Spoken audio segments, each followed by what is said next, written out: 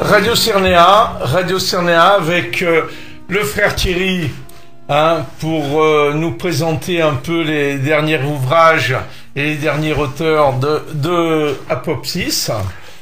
Oui, on continue notre très bien. Notre émission littéraire.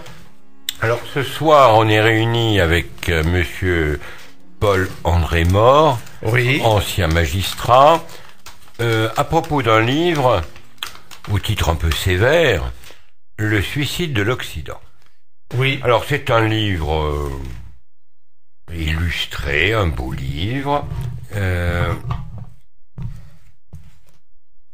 oui, qui est un parcours de l'Europe, avec quelques pointes, entre autres, sur le Canada, et qui a pour objectif de montrer les fastes de la civilisation européenne, oui,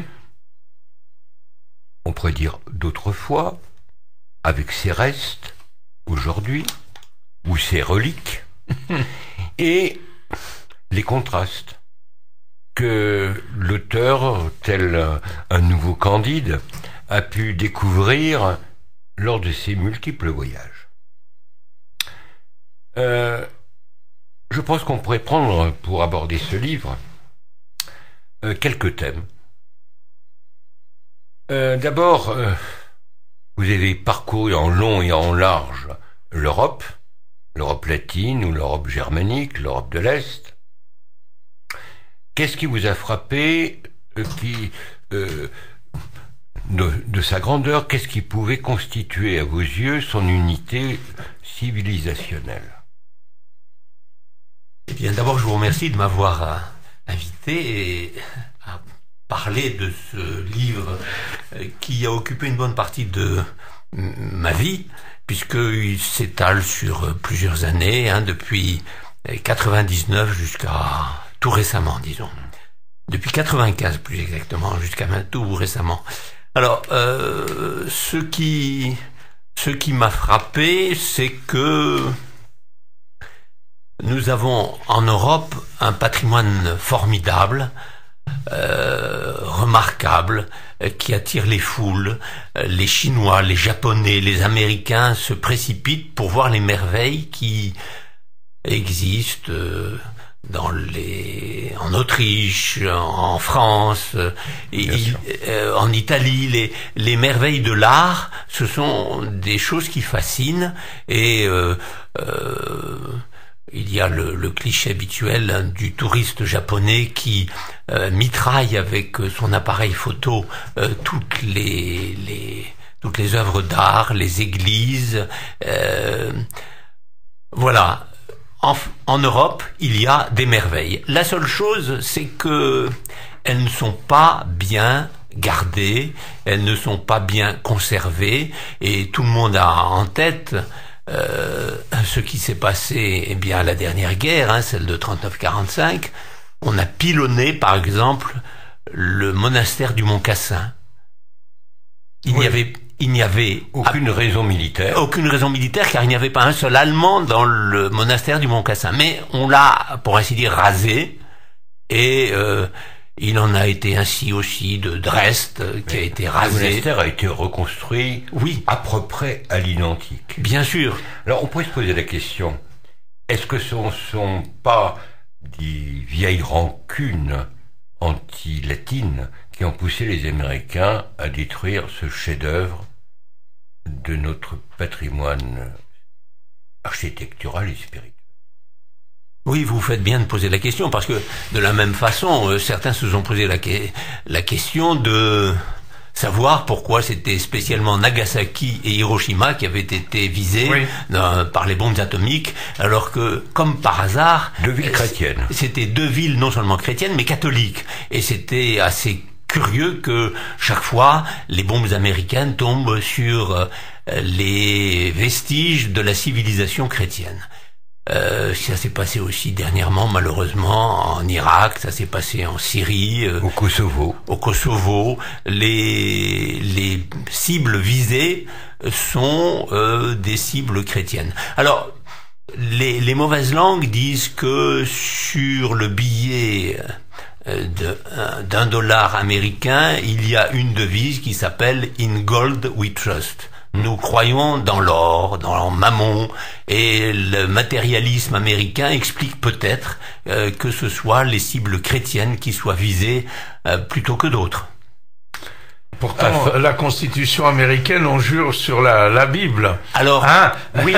Alors, comme dans certaines loges maçonniques, d'ailleurs. Oui, justement, vous faites très bien de faire cette allusion, car je soutiens, et je pense que d'autres esprits encore plus avertis que moi le soutiennent aussi, c'est que la Bible qui se trouve entre les mains du président américain pour faire son serment, comme d'ailleurs cette Bible qui se trouve en effet dans certaines loges maçonniques, n'est pas la Bible chrétienne, en ce sens que c'est une Bible interprétée selon d'autres normes que celles de l'Église, qui a d'ailleurs apporté la Bible, car on semble vouloir ignorer que l'Écriture sainte n'est à notre disposition que parce qu'il y a eu des scribes, parce qu'il y a eu des copistes qui étaient les moines chrétiens, les moines copistes, qui ont transmis ces textes, comme ils ont transmis d'ailleurs aussi l'héritage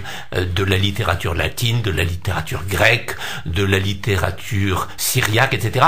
Ce sont des copistes chrétiens qui ont remis qui nous ont transmis ces écritures. Et ces écritures, ils ne nous les ont pas transmis seuls, ils nous les ont transmis avec leur sens, leur signification. Parce que, encore une fois, l'écriture ne vaut pas grand-chose si elle est incompréhensible. Il y a un livre, d'ailleurs, incompréhensible actuellement qui parcourt le monde et que les musulmans eux-mêmes ne comprennent pas. Ils ont besoin d'une explication. Le Coran.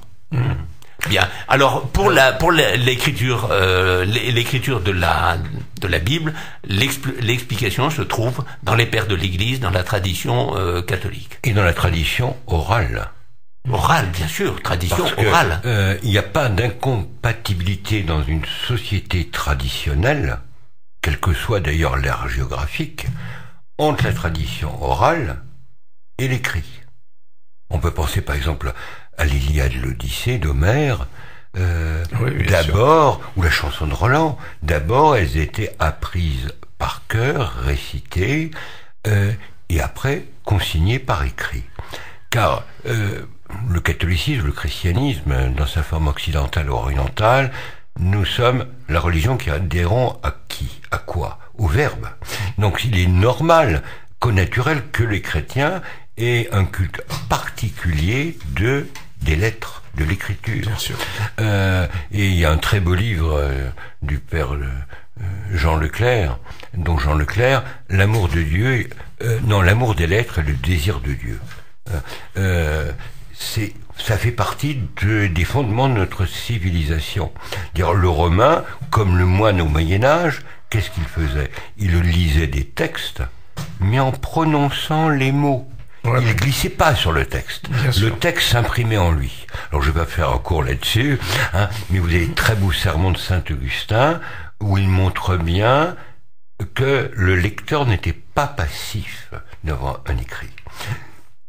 Et quand on relit certains passages de Cicéron, on imagine très bien, 8 siècles plus tard, un moine dans son cloître, ayant un livre de Cicéron ou de Virgile, ayant la même attitude mentale. Alors qu'aujourd'hui, on glisse sur le texte.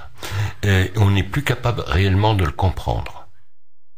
Et il faut voir, je pense que vous serez d'accord avec moi, dire quand on lit votre livre, tout l'Occident a été marqué par Rome. Absolument, c'est le fondement de notre civilisation. Moi, je voudrais revenir juste un tout petit peu sur le titre. Alors, le suicide de l'Occident. Alors, déjà, le mot suicide, c'est une volonté. C'est une volonté assistée. Moi, je suis d'accord pour modifier tant soit peu l'interprétation de ce titre en disant le suicide assisté de l'Occident. Il y a à côté de l'Occident quelqu'un qui tient la seringue et qui est prêt à achever le malade. Voilà, parce que le suicide, c'est vraiment une volonté de se supprimer. C'est un comment dirais-je, un abandon à un déclin qui semble irrémédiable, mais il suffirait d'un tout petit peu. Pour la petite histoire et pour faire plaisir à notre frère Thierry, c'est que les statistiques sont formelles. Il y a plus d'athées que de chrétiens qui se suicident. Disons, à la limite, on pourrait dire que c'est un détail. Bon. Oui, c'est un détail, mais la religion freine le suicide, alors que, bon, c'est pour ça que je vous dis, le titre m'a quand même accroché profondément. Voilà. Le titre, Suicide de l'Occident, vous montrez les grandeurs artistiques, culturelles, musicales de l'Europe, et en même temps, vous montrez les signes avant-coureurs.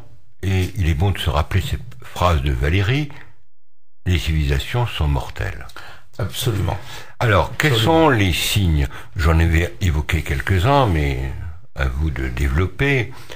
Crise démographique, crise de l'identité, crise spirituelle, crise aussi des langues. Que pensez-vous de ce diagnostic? Tout à fait d'accord. Nous, sur ce point-là, je peux simplement ajouter un mot qui complète ce que vous dites. Crise morale. Quand on n'a plus d'espoir dans un au-delà, les Romains, les Grecs savaient qu'il y avait une vie après la mort. Aujourd'hui, il y a une chose qui frappe, c'est le changement dans la mentalité. Avant, les Européens se faisaient enterrer. Aujourd'hui, les sociétés de pompes funèbres proposent de brûler les corps. Partout, vous avez cette offre et parmi les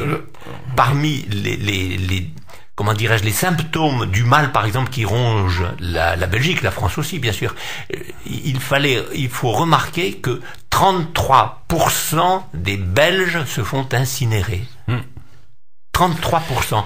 C'est dire que la Belgique est vraiment, pour une bonne part de sa population, déchristianisée.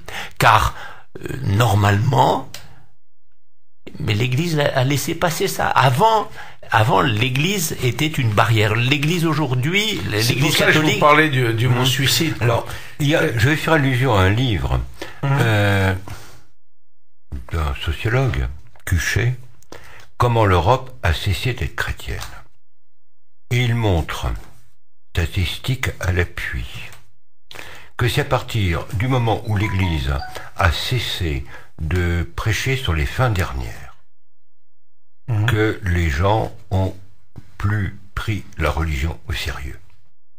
Je vais faire une petite allusion à une anecdote vécue il y a quelques semaines. Par civilité, je vais à un enterrement d'un quidam, une cérémonie bizarre, plus aucun repère, une cérémonie, ma foi, longue et ennuyeuse, où on voyait aucun recueillement. Après le culte, je vois le prêtre, je le salue, puisque je suis quand même reconnaissable, et je dis, mon père, ça a duré aussi longtemps qu'une messe que vous n'avez pas célébrée, et à cela je vois deux motifs. Soit que vous-même vous ne croyez plus l'efficacité de la messe pour les vivants et les morts, soit vous avez compris que vos paroissiens ne croient plus en rien. D'ailleurs, le prêtre, il disait, mais après le fils, ceux qui croient, ils font un signe de croix sur le... Sinon, vous pouvez toucher le corbillard. Bon, laissons ça. Et juste après, le crématorium. Et je dis à ce prêtre, je dis, mais autrefois, c'était... ont refusé les funérailles religieuses ecclésiastiques pour une raison très simple. Que le christianisme a le respect de la chair. Le Christ s'est fait homme. Il a assumé notre nature. Et c'est un geste violent, brutal, qui est une négation de la résurrection, même si elle aura lieu, malgré tout, le Christ a vaincu la mort. Et c'est une pratique qui a été instillée par les loges maçonniques, et l'Église, malheureusement, dans les années 60-63, à la suite de chantage, a cédé. Or, autrefois, l'Église ne permettait ces pratiques que lors d'épidémies, où il y avait danger immédiat. Laissons cela. Il est évident que, autrefois, l'Europe était marquée par l'angélus, par toutes sortes de gestes qui venaient d'un christianisme très ancré. J'en rappelle, j'ai vécu un peu en Alsace, dans la rue, même les protestants vous saluaient en disant Laudetur Jesus Christus, comme en Allemagne. Quelques années plus tard, il reste plus rien. Et c'est intéressant, point de vue sociologique, vous allez me dire ce que vous en pensez, puisque vous avez vécu, vous avez parcouru toute notre Europe, voir comment des bastions de chrétienté, on peut penser à certaines régions françaises, à certains coins de la Belgique, de la Hollande, de l'Espagne, même de l'Allemagne, comment ces gens-là, ces populations, ont pris leur distance, non seulement avec l'Église, mais avec leur propre tradition. Oui, c'est très triste parce que on n'a plus le respect des parents, des ancêtres. Avant, c'était quelque chose de sacré, obéir à ce que faisaient les anciens. C'était une religion, mais je suis navré pour les clercs qui nous écoutent. Mais la première des choses, c'est que nous avons subi, dans la dernière partie du XXe siècle, à une espèce d'iconoclasme. On a détruit une bonne partie de ce que nous admirions. Les reliquaires ont été mis au rebut. Les traditions dans la presse ordinaire sont traitées de comment dirais-je, de choses rances. On appelle les Français qui, encore une fois, encore aujourd'hui, ont un béret et une baguette de pain, on les appelle des franchouillards, ce qui est quand même assez méprisant. Il y a eu donc une cassure qu'on peut à peu près situé du côté de 1968 avec les 68 arts, qu'on peut situer aussi du côté religieux avec ce qui a précédé juste le concile, avec le catéchisme hollandais. On peut voir qu'il y a eu une grande rupture. Les parents n'ont plus insufflé à leurs enfants ni le respect, ni l'apprentissage. Par exemple, il y a l'obligation de la messe du dimanche. L'Église a dit non, on compte actuellement comme messalisants ceux qui vont à la messe une fois par mois. Nous sommes dans une période où on fait ce que l'on veut et on considère que ça suffit. Chacun fait sa petite religion à soi et tout le monde sera sauvé. Mais personne ne croit plus à rien, disons les choses comme elles sont. Hein. Personne ne croit plus à rien. Donc, si on veut vraiment rétablir quelque chose dans la société européenne, il faut revenir au décalogue et il faut revenir à ce qui fait la base de la société, c'est-à-dire des règles nettes. Un autre symptôme, mais alors dans la société civile, la profession de gardien, la profession de surveillant a disparu. Avant, par exemple, les gares étaient surveillées et il n'y avait pas tous ces gribouillis qu'on voit sur les rames de métro, sur les voitures de chemin de fer. Tout est souillé. Pourquoi? Il n'y a plus de gardiens. Avant, il y avait un métier de gardien. Mais il paraît que les charges sociales sont trop lourdes. Il y a un problème là-dessus. Je ne voudrais pas rester trop longtemps sur les enterrements, mais j'ai assisté justement à un enterrement où, dans notre communauté corse, on fait souvent appel à nous pour venir chanter la messe traditionnelle. Bien souvent, sont des chants qui remontent au 2e ou 3e siècle, et bien souvent, et donc ils sont interprétés, voilà. Et nous avons été chantés, et on s'est trouvé face à un garçon qui a dit, tu sais, on va faire la messe et tout, et après je vais incinérer mon père parce que ça coûte trop cher maintenant pour transférer en Corse. Voilà. Des trucs terribles. C'est terrible. Mais c'est terrible. On peut dire que ces inversions des valeurs, parce qu'on voit que ce qui était mal hier devient bien aujourd'hui, et même protégé par les lois positives de nos différents États, mais la racine, sans remonter au XVIIIe siècle, c'est la révolution hippie américaine qui a précédé 68, et on voit qu'aujourd'hui, ces élites mondialisées, cosmopolites, interchangeables, ils sont pas plus français qu'allemands, qu'autrichiens, que espagnol. L'exemple de Valls est là pour nous le montrer. Mais bon. Justement, c'est des cas typiques. Mais qu'est-ce qu'on voit? Que ces gens-là n'ont plus le rapport charnel avec leur pays d'origine, avec la terre, avec leur patrie. Vous savez, en contrepartie de ce que je viens de dire,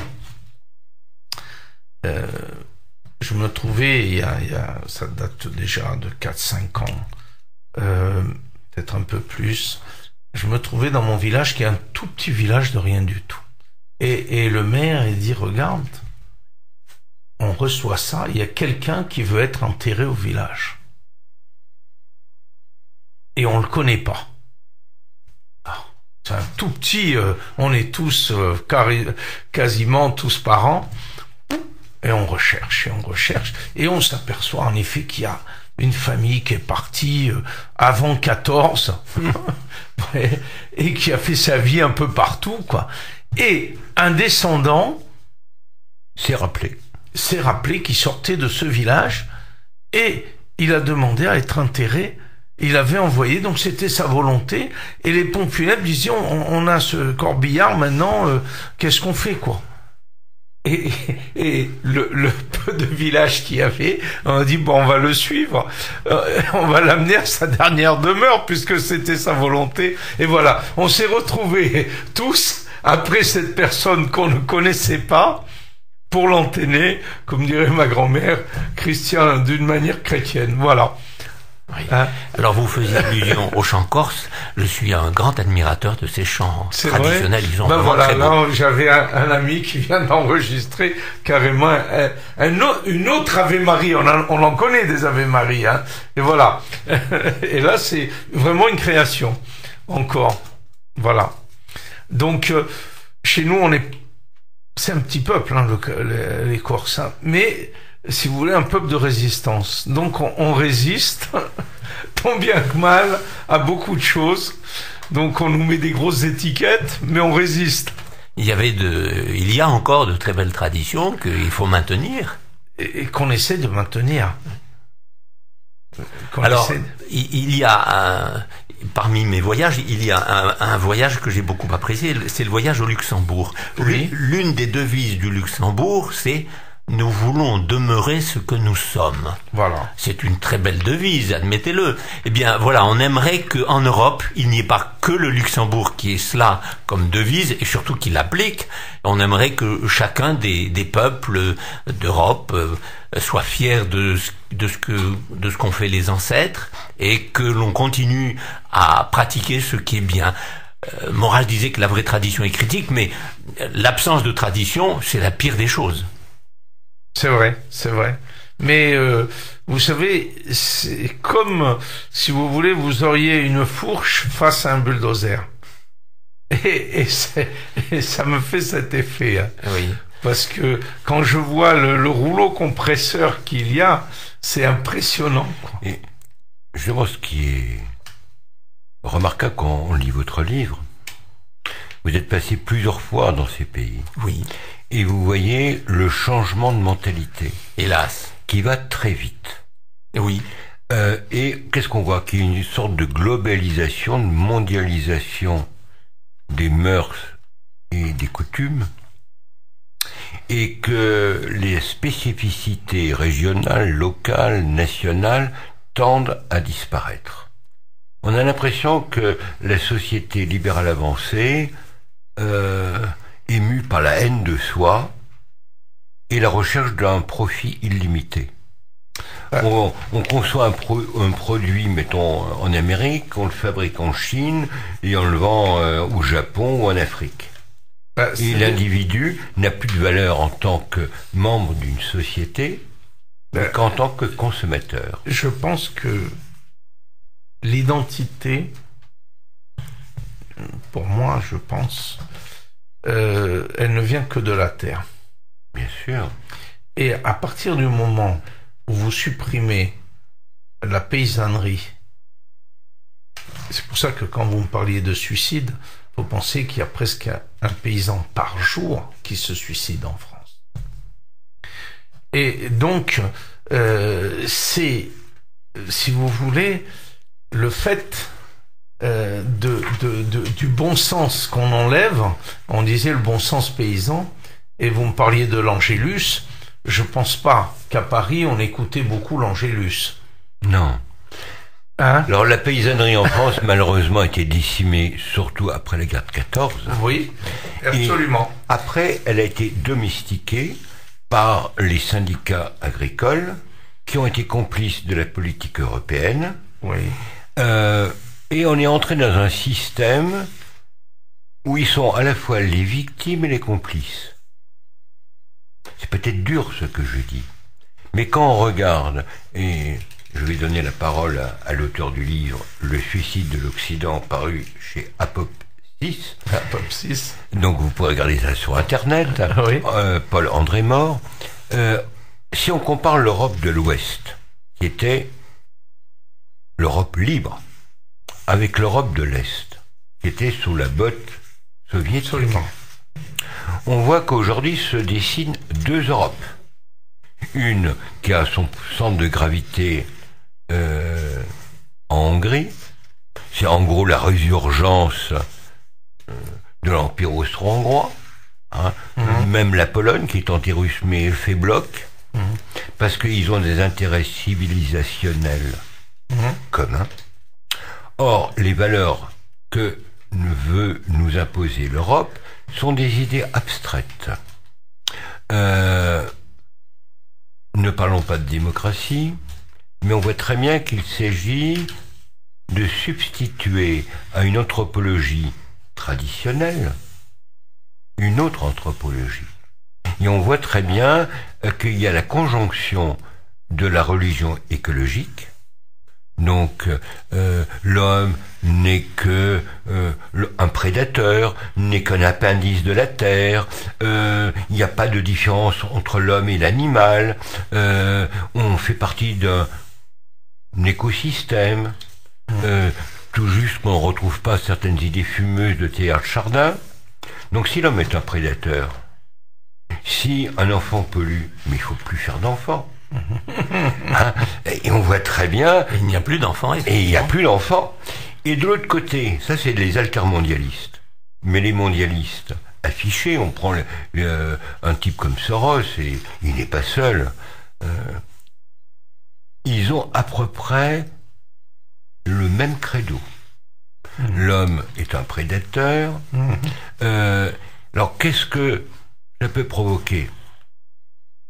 Éventuellement, des gens qui se sentent dépouillés de leur patrimoine, qu'ils ne connaissent pas trop, surtout la génération d'aujourd'hui, c'est le résultat de l'école, qui sentent que la situation leur échappe. Mais ça peut expliquer la crise des Gilets jaunes, entre autres, qui est une sorte de réveil, angoissé devant un avenir incertain et menaçant. Justement, je voudrais poser la question à notre invité. Qu'est-ce que vous pensez des Gilets jaunes, justement? Les gilets jaunes, c'est une réaction instinctive à une situation qui devient intenable. Le gouvernement est aux abois dans la mesure justement où les finances françaises sont désastreuses. Le paiement de la dette est fait avec... le paiement des intérêts de la dette est fait avec les impôts que le gouvernement tâche de récolter chaque année. Nous sommes dans une situation impossible. Les gilets jaunes n'arrivent plus à payer leur fin de mois. Alors, cette réaction instinctive... Vous avez remarqué qu'il y a 3 blocs quand même. À travers les gilets jaunes, il est ressorti quand même quelque chose de très important. C'est que vous avez Paris, vous avez la banlieue, la province. Et la province. Et vous avez la province qui monte sur Paris. C'est quelque chose qu'on essaye d'étouffer ou d'éteindre mais la réalité elle est là. Oui, et c'est ce que je vous disais, il y a quasiment plus de paysans. Eh ben, parmi les gilets jaunes, il y a quand même quelques agriculteurs qui viennent protester contre l'assassinat. Car pour eux, c'est pas un suicide, c'est un assassinat. Absolument. Mais cette crise était prévisible. Si on lit par exemple les travaux de Guilly, le géographe, sur la France périphérique et ses autres ouvrages, on ne pouvait pas dire à quelle date une crise arriverait, mais c'était inévitable, c'était inscrit. Bien sûr. Et c'est pas réjouissant en soi. Ah non, c'est pas du tout réjouissant. Parce que c'est parce qu'on subit, on pourrait dire que c'est un instinct de survie. Mais il faut pas oublier qu'il y a des gens très malins qui peuvent instrumentaliser ces colères pour rendre les pays ingouvernables. Et peut-être faire accepter, parce qu'il vaut mieux la tyrannie que l'anarchie, un pouvoir autoritaire au profit de personnages discrets, anonymes et qui veulent détenir une sorte de gouvernance mondiale. Qu'en pensez-vous? Je pense que c'est certainement cela, dans la mesure, excusez-moi, dans la mesure justement où il y a cette révolte, on peut constater que cette révolte est inorganisée. Elle est inorganisée parce que le matraquage des médias, la déformation qu'a donnée depuis des décennies l'éducation dite nationale, fait que ces gilets jaunes, dans leur majeure partie, ne savent pas où aller. Ils sont, disons, privés de cette vue qui permettrait de comprendre quelles sont les causes des malheurs qui leur tombent dessus. Et il y a en effet des révolutionnaires qui espèrent que eux vont tirer les marrons du feu, et que la révolution va pouvoir sortir et purifier toute cette société dont ils ne veulent plus parce qu'ils pensent que en faisant du passé table rase, on arrivera à créer une société nouvelle, une société parfaite, qui est le credo des anarchistes et des révolutionnaires professionnels. Pas forcément. Mais ça passe pas actuellement. C'est l'ordre par le chaos aussi. Oui. L'ordre par le chaos, on dissout pour reconstruire. Oui, solve et coagula, c'est une devise. De certains frères de la gratouille, comme disait le regretté François Mitterrand. Voilà. Mais il y a une chose quand même qui qui est remarquable. On parle des Gilets jaunes, mais moi je voudrais comparer leur réaction épidermique, réaction qui n'est pas orientée dans telle ou telle direction, avec ce qui s'est passé au Canada, au Québec en particulier. Au Canada, il y a eu ce que l'on appelle la Révolution tranquille. Et la conséquence de cette Révolution tranquille qui a été faite par des gauchistes qui se sont infiltrés dans les organes du pouvoir, c'est que aujourd'hui, les Québécois ignorent leur histoire. On leur a fait ingurgiter un nouveau credo, ils pensent, on leur a fait croire que c'était l'Église qui les asservissait, alors que c'était l'Église qui les avait protégés au long de toute la période où ils ont été étroitement soumis à la tutelle anglaise. Et aujourd'hui, on leur fait croire que leurs ancêtres n'avaient pas les qualités qui ont fait justement le caractère merveilleux de la société canadienne-française, à savoir que ils étaient français, catholiques, et surtout, ils étaient fiers de leur appartenance à l'histoire française. Aujourd'hui, il y a des idées qu'on leur a insufflées qui sont totalement fausses. Par exemple, parmi les artisans merveilleux de ce Canada français, il y avait ce qu'on appelait les filles du roi. Ce sont elles qui, patronnées par le roi qui les dotait, ont pu fonder des familles prolifiques, bien éduqués, qui ont fait du Canada et de la petite communauté française une communauté aujourd'hui de plus de 8 millions de Français. Et en diffusant des calomnies sur ces filles du roi, qui étaient des orphelines, que le roi avait dotées, et il leur proposait, elles y allaient volontairement, il leur proposait d'aller épouser un colon français et de fonder une famille. Eh bien, on les fait passer pour des prostituées parce que les Anglais avaient l'habitude d'envoyer aux colonies des forçats et des prostituées. Alors, pour abaisser la population canadienne-française, on a fait passer ces gens-là pour le rebut de l'humanité. Ce qui était l'inverse. Ils ont été d'un courage extrême puisque ce sont eux qui ont fait toute l'Amérique française qui, il faut le rappeler, s'étendait du Saint-Laurent jusqu'à la Louisiane. Voilà, entre autres, eh bien, l'éducation nationale en France produit à peu près les mêmes résultats parce que les Français ignorent leur histoire. Elle ne commence pas en 1789. Ce qui est amusant que cet renversement au Canada a été très rapide. Oui, et un des éléments, ça a été, dans les années 60, la diffusion de la télévision. À partir de ce moment-là, dans ces fermes reculées ou, pour ainsi dire, isolées, on a fait passer des programmes de télévision et entre autres, une chose ignoble, la famille Plouffe, qui a été l'un des moyens de dévaloriser, de ridiculiser la famille et l'Église catholique. Très bien. Nous avons encore une dizaine de minutes. Et on peut voir que le même phénomène va se produire en Hollande.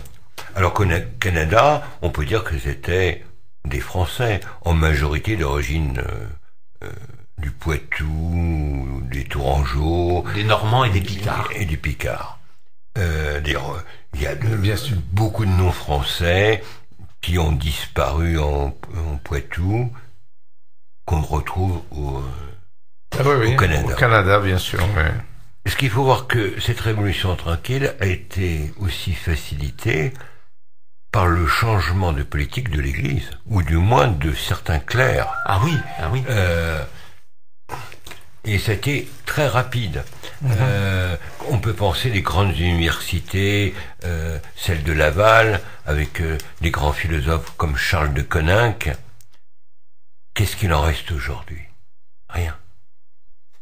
Eh bien, Charles de Coninck a quand même laissé une œuvre, Oui, et il a quelques disciples, mais effectivement, du fait de cette révolution tranquille, ce n'est pas lui qui est honoré. Au contraire, on a mis à la mode le freudisme.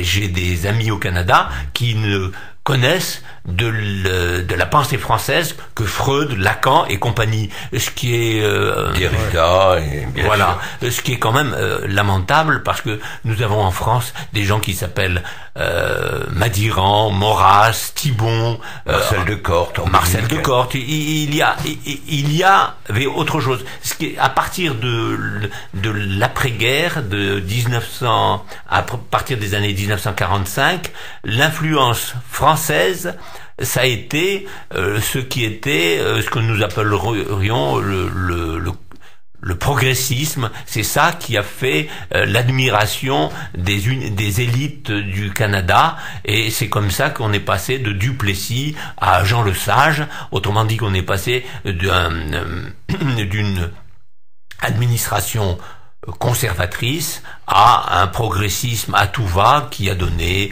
les cégeps, qui ont remplacé les écoles catholiques, et l'Église, enfin la hiérarchie canadienne y a prêté la main. Elle a dit nous n'avons plus assez de prêtres et de religieuses pour tenir les institutions catholiques. Et bien on remet ça entre les mains de l'État, et cette démission a entraîné cette laïcisation totale de la société canadienne, qui a abandonné la religion catholique. Et aujourd'hui aussi au Canada, les églises se vident, les églises sont même détruites, abandonnées. Le Canada français est difficilement reconnaissable. Il y a quelques îlots qui résistent, mais Jusqu'à quand? On a peut-être le temps, voilà. Oui. Pause musicale. Oui. Vous avez parcouru en long et en large notre Europe. Quel constat faites-vous quand vous allez dans les pays de l'Est? Les pays de l'Est présentent une particularité, c'est que il y a chez eux le souvenir, pour certains, de l'Empire austro-hongrois, et surtout de leurs racines chrétiennes. Ils se rendent compte, car pendant des siècles, ils ont lutté contre l'envahisseur ottoman, ils se rendent compte que ce qui fait leur identité, ce qui fait leur force, ce sont leurs traditions chrétiennes, leur héritage historique. Alors, on se réveille. Je ne dis pas que Roman Dmowski soit la lecture quotidienne des Polonais, mais il y a beaucoup de Hongrois, d'Autrichiens qui savent que l'empire de François-Joseph était quelque chose de bien administré, et en tous les cas de supérieur à ce que nous propose aujourd'hui l'Union européenne. Et qu'est-ce qu'on constate, que ce soit en Pologne, en Hongrie, dans les pays slaves, dans l'Union européenne, même la Roumanie, que dans tous ces pays, il y a une fierté nationale, au moins le respect de l'Église. Je vais donner un exemple. La Roumanie est gouvernée par une bande de profiteurs socialistes, plus ou moins mafieux, théoriquement hostiles au christianisme. Bien sûr. Mais ils ont déclaré le vendredi saint jour férié. Tout simplement parce qu'ils savent que le peuple est resté encore chrétien, on en tient compte. Alors qu'en France, Stefanini, qui était le conseiller politique du pauvre, comment il s'appelle, qui est candidat malheureux à l'élection présidentielle, Fillon, il lui a reproché de s'être appuyé sur le sens commun en lui disant mais les chrétiens ne représentent même pas 3 ou 4% en France. Voilà. Deux comparaisons. Pourquoi? Parce que dans ces pays-là, l'Église, qu'elle soit dans sa forme occidentale ou orientale, a été la protectrice d'abord des cultures nationales et de la nation contre l'envahisseur, contre les envahisseurs. Et on pourrait dire que l'invasion communiste ou le régime soviétique qui était imposé à tous ces pays-là a laissé moins de traces néfastes que dans l'Europe occidentale les effets de la révolution dite française. Qu'en pensez-vous? Eh bien, écoutez, je ferai quelques réserves parce que ce qui m'a frappé dans l'histoire de cette Europe orientale, c'est l'influence du libéralisme. On a admiré beaucoup le libéralisme. Alors, il y a bien sûr le libéralisme économique, mais il y a le libéralisme idéologique. Et ce libéralisme idéologique, il avait contaminé beaucoup d'esprits. D'abord parce qu'il a été favorisé par la suprématie de l'Europe septentrionale de tendance protestante et la réussite, disons, industrielle et économique de l'Europe protestante a été un temps indéniable et on avait tendance à admirer sans réserve les progrès de ces sociétés. On peut être sceptique aujourd'hui parce que on a vu ce que donnait l'eugénisme répandu aussi bien en Suède, en Allemagne nationale-socialiste ou en Angleterre qui elle aussi a adopté certaines théories eugénistes. Où c'est allé jusqu'en Irlande. Alors, aujourd'hui, devant le désastre, il y a des réactions. Mais je ne suis pas sûr que les miasmes du libéralisme dans la pensée, et j'appelle libéral le fait de penser que la liberté est la chose la plus importante que les traditions est un absolu, alors que les traditions, les dogmes devraient être quelque chose qui imprègne les mentalités. Je comprends très bien. Si on regarde par exemple le cas polonais, le grand poète Mickiewicz, bon, c'était à la fois plus ou moins un illuminé, oui, un libéral, tout à fait, plus ou moins encouragé par certaines officines occultes. N'empêche que, même si c'est un poète national, ou en Hongrie peut-être aussi, le peuple est resté profondément chrétien. Tout à fait, tout à fait. Et ce que je veux dire, que le communisme a été une sorte de chape de plomb, mais n'a pas attaqué dans sa racine le passé. Vous voyez par exemple, dans toutes les écoles des beaux-arts dans les pays de l'Est, alors nous ne parlons pas de la Russie, bien que la Russie fasse partie de l'Europe. On apprenait encore à dessiner, on apprenait à sculpter, la perspective, alors qu'en Europe, vous allez à l'école des beaux-arts à Paris, on va vous apprendre à casser votre crayon. C'est vrai, cette décadence a sévi en France en particulier, et la chape de plomb qui est tombée sur l'Europe orientale a, dans une certaine mesure, amené à une résistance. Vous citiez la Russie. En Russie, ce sont les grands-mères qui ont baptisé les enfants, qui ont maintenu le christianisme dans l'esprit de beaucoup de nos populations. Merci beaucoup. Ça fait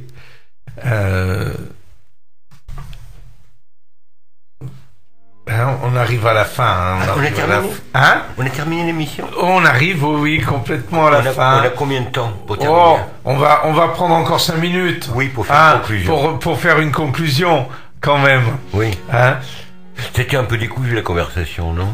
Non. Eh bien, on a abordé beaucoup de sujets, effectivement, oui. Mais ce livre est foisonnant, donc il est difficile de se tenir à un seul thème. Alors, absolument. Je vais essayer de faire une conclusion. On a combien? 3-4 minutes? Oui. On peut recommencer? On peut recommencer. C'est bien, allez-y. On est enregistré? C'est bon. Bon, on vous écoute. Alors, on arrive à la fin de l'émission. Je rappelle le titre du livre de Paul-André Mort, Le suicide de l'Occident. C'est un livre illustré où on voit les merveilles du passé du génie européen jusqu'à l'époque moderne. Dans ce livre, on pourrait en faire deux lectures. Une qui nous pousserait à l'angoisse et qui ne pourrait pas être étreint devant la situation présente, ne pas éprouver l'angor patriae et ecclésiae, l'angoisse devant le sort de nos patries et de l'Église.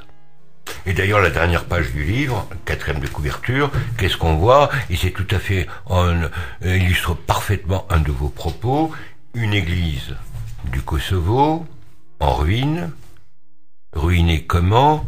Par les bombes européennes. Donc c'est vraiment le suicide de l'Europe. Voilà.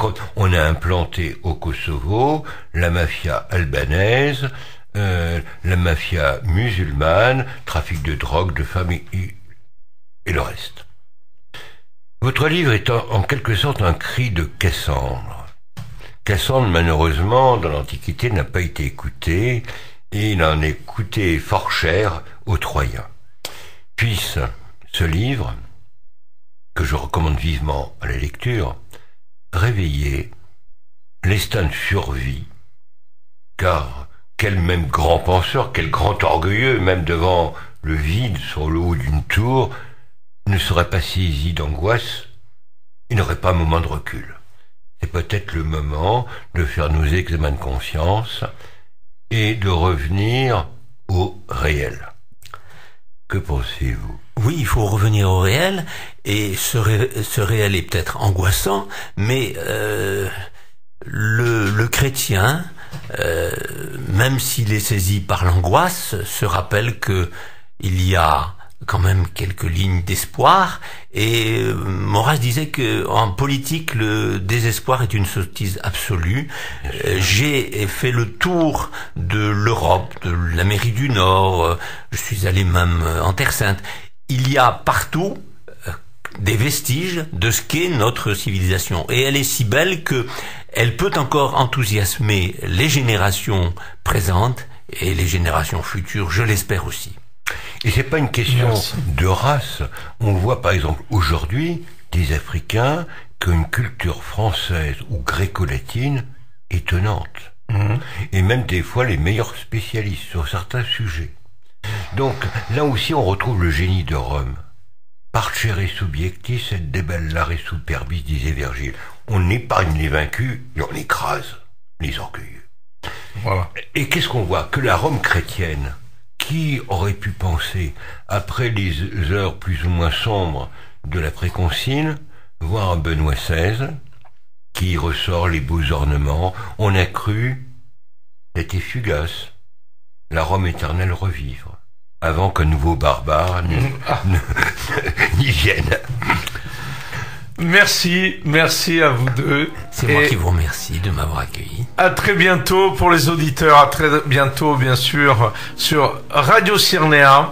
Alors à l'YFM 93.1 de 7h30 à 8h, et bien sûr on peut nous avoir en permanence en faisant Radio Cyrnéa sur le web, sur les portables, partout. Voilà, aujourd'hui c'est ça aussi la mondialité, que on peut nous écouter. Je me suis aperçu qu'il y avait plus de 300 personnes qui nous écoutaient de Chine, de différents points de Chine. Bravo. Hein? Voilà. À bientôt. Est-ce que c'était pas